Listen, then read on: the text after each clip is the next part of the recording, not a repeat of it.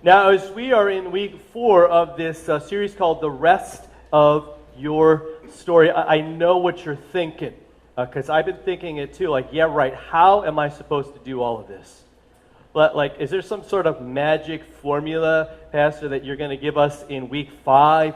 Some sort of magic words that we say, alakazam, alakazam, and presto, there's peace in my house, in my heart, everything is great. Rest time, I'm going to get 8 or 9 hours of perfect sleep, but manage to work 24 hours straight at the same time, and it's just going to be, I'm going to, just kind of go around the time-space continuum, and everything's going to be awesome, right? I mean, aren't you thinking that? Like, Pastor, you don't know about my schedule.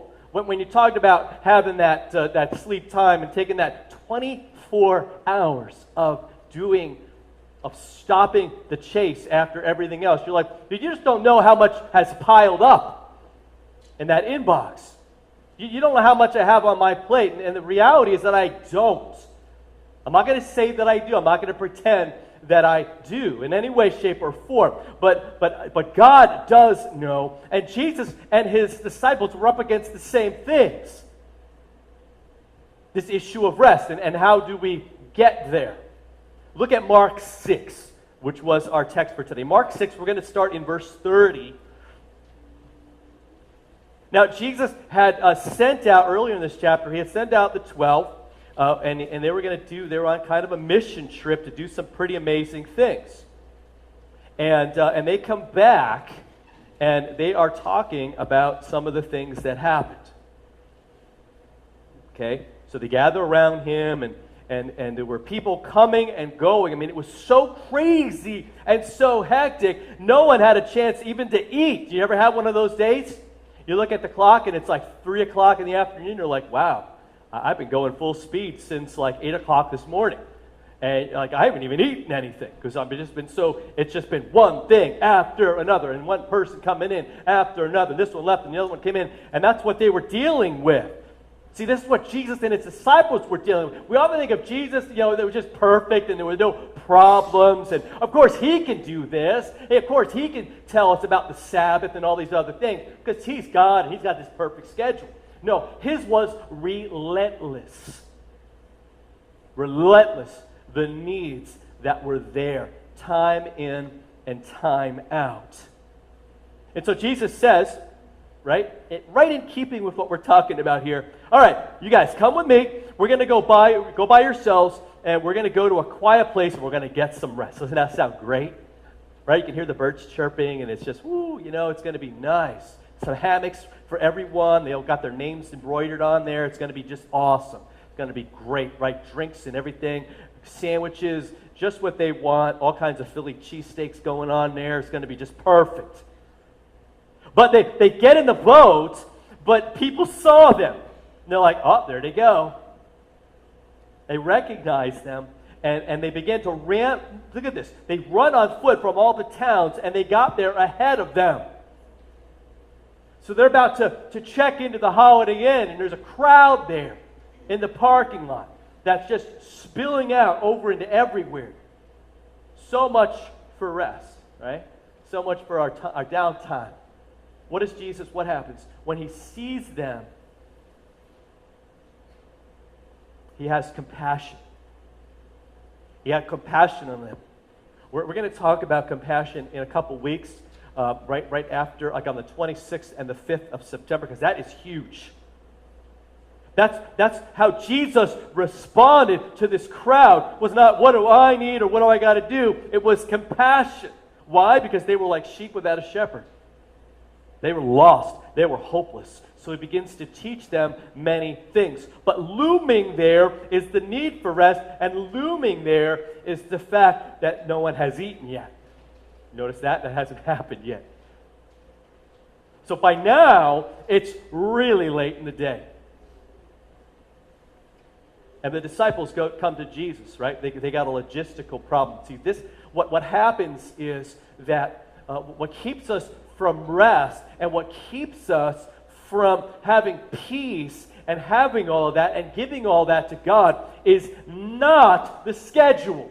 It is not the demands and the needs of other people. It's simply not. It's the fact that we worry instead of dealing with it and taking the time and having life the way it's supposed to be. We allow all these other things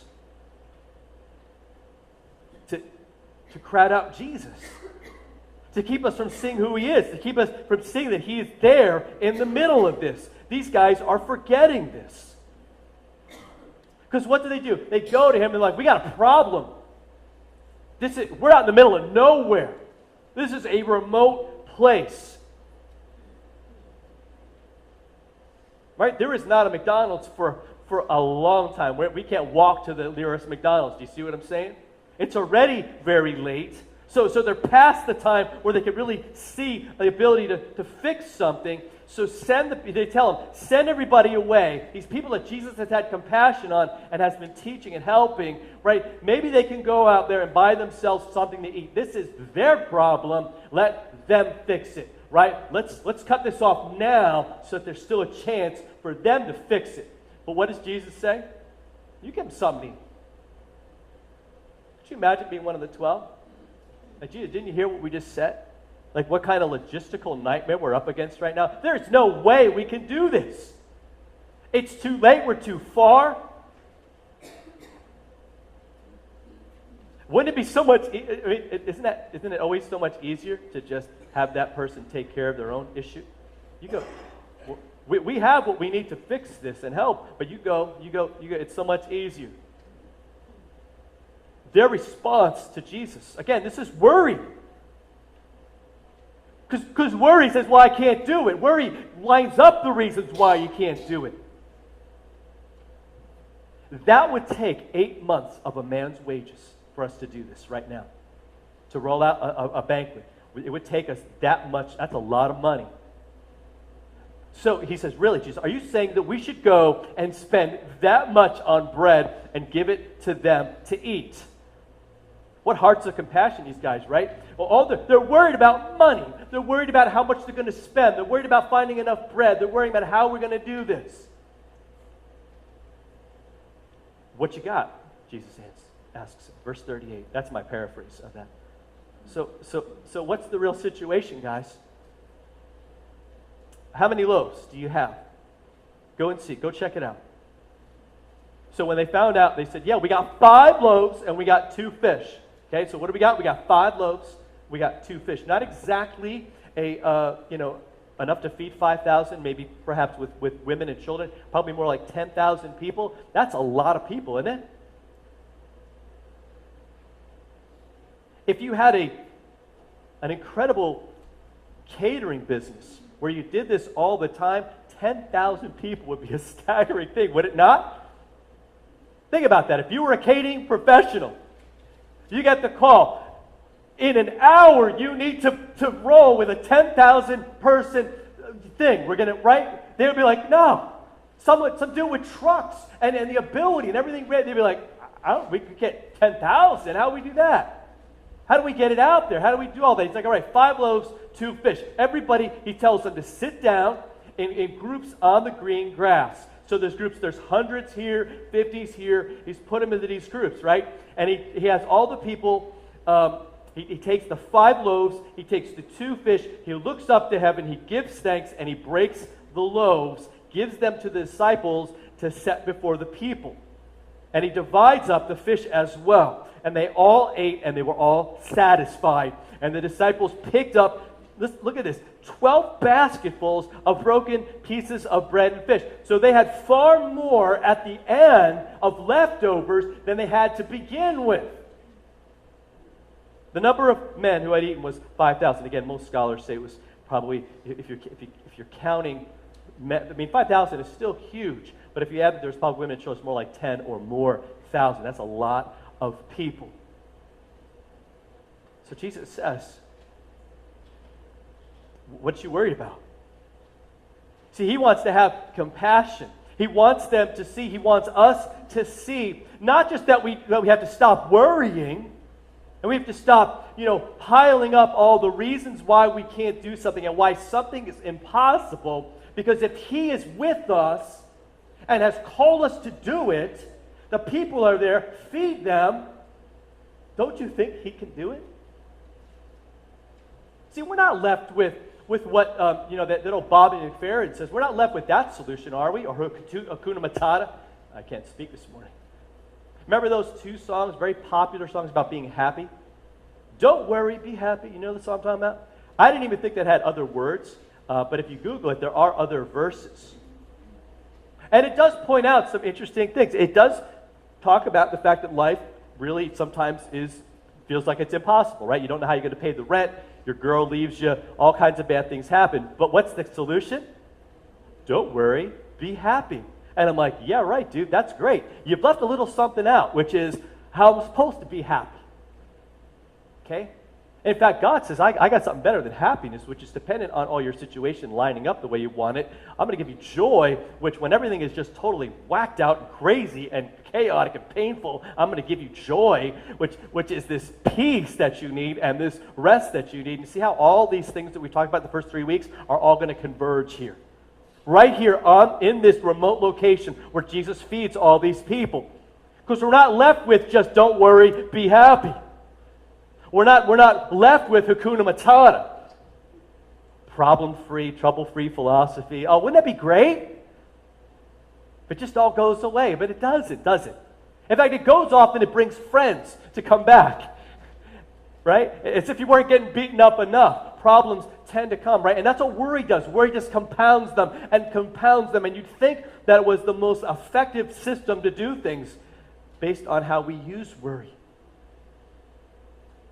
Have you ever noticed that when you worry, look at these guys, it just gets worse and worse, and you get further and further away. So the situation for them right there was to feed the people, to have compassion on them, to love them, and to help them, to not leave them, to not send them off to fix it themselves.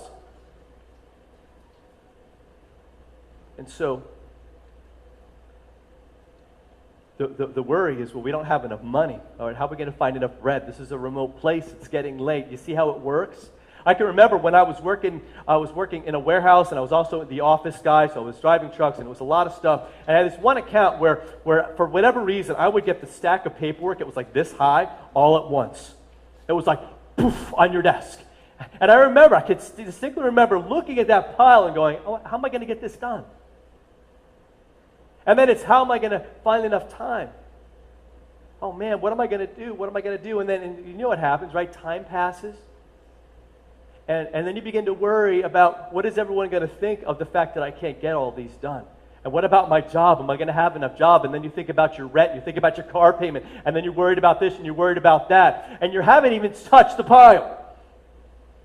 And I remember distinctly the Lord, and I think it was God's voice, or maybe my boss, I'm not sure. It was probably God's voice and a combination of those. God was saying, look, just take the first one. Like, you know how to process it. It's a pain, I know. It's real difficult, and that whole pile is going to take you a long time. But God says, I guarantee you that if you never touch that pile, it's never going to get done. Right? There are no work fairies, are there? I've prayed for them to come. but are we? It's like we're operating with that. Like, why won't the work fairies come and take away the bills and take away the problems and take away the workload? When Jesus says, remember for week 1? Come to me, you're worried, you're burdened, you're weary, you're overwhelmed. I will give you rest. Why in the world do you think it's all about you? He says, take my yoke upon you. In other words, let's do this together. It's not a matter of asking God for help, folks. That's the problem. Is we say, Jesus, you wait here. I'll call you when I need you. The reality is, any task I do, I'm going to need Him. I'm going to need His strength. Because honestly, if you look back at how you got through everything in your life up to this point, now take some time today and look at that. I'd be willing to bet it's probably about 95% God and maybe about 5% your effort. So God's saying, do your 5%. Do what I've called you to do. Take the first ticket off the pile. Get going on it. That's all I'm asking you to do. I'm not asking you to listen to this, I'm not asking you to have the ability to do 200 tickets in 2 seconds. But we act like that's what God is asking of us. Say, no, take one step. read in the book that you got to read, kids, right? You got summer reading, and you're probably going, oh man, don't remind me. I got to finish that up. It's one page at a time, isn't it? Your teacher's not saying you need to read this 200-page book and you need to have it done in 10 minutes. Go. Who can do that? Can you read a book in 10 minutes? No. God's saying one page, take one sentence, one word, and go. Just go. Just go. Just go. Just go. And God says, okay, I've given you what you need to do all of this. Look in the passage. What does he say? He says, how many do you have? How many loaves do you have? He says to us, what do you have? And again, we don't bring much. 5 loaves and 2 fish with 10,000 people. It's not much. It's practically nothing. Am I right? God says, bring me your nothing. There's a great book that came out a couple years ago. It was called Jesus plus nothing equals everything. Let me say that again. Jesus plus nothing equals everything. Because guess what? He was the one who made everything out of, what was it? Nothing, right? He had no building materials. He had no starting point. It was just him. There was nothing, and he made everything. He made everything. And so when he says, come to me, I'll give you rest, he can do it.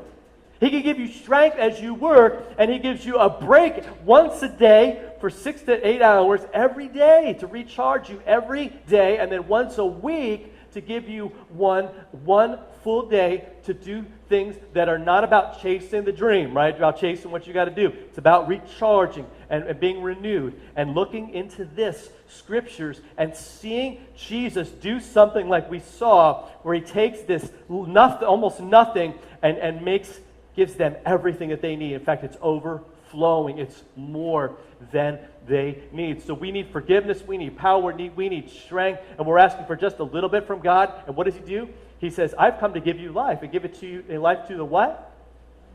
Fullest, abundant life. Right? Streams of living water, he says, will flow into your life and through you.